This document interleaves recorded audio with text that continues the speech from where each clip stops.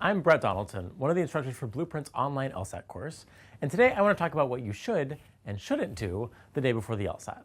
By now you probably have a good idea already how you think you should prep for game day, but let's take a step back and examine whether or not it's actually a good idea.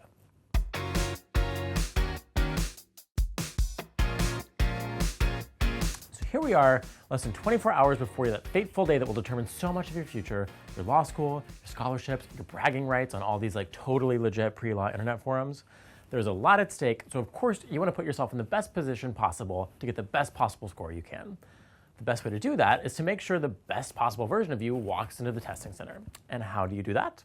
Treat yourself. That's right. Put down the Logic Games book, turn off your computer, break open the proverbial piggy bank, and go just do you.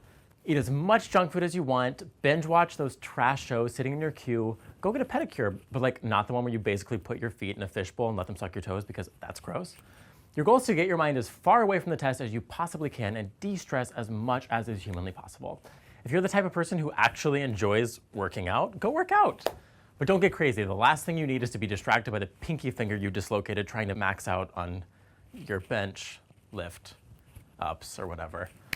Yes, it's an important test, but you know what's more important? Your sanity. And studies show that people do better on tests when they care less. I know it's a horrible paradox, but it's true. The absolute worst thing you could possibly do is jump into a marathon last-minute cram session. The LSAT isn't a knowledge-based test. It's a skills-based test. It presents you with a set of brand new information and asks you to apply a certain way of thinking. So if you don't already know how to strengthen a causal argument, the odds of you squeezing out an extra point of skimming that chapter 100 times, it's going to be slim to none. You're much more likely to stress yourself out about what you don't know, or worse, second guess yourself about something you actually already do know. Now, maybe you're one of those people, the kind who just can't not study the day before the test. The idea of it actually stresses you out even more, and that's totally okay. Just like our workout freaks though, keep it light. Do a few logical reasoning questions while picking out. Read some scathing reviews of those trash shows. Do some Sudoku while fish consume your dead flesh. Trust that all the weeks of prep that led you up to this point are going to pay off.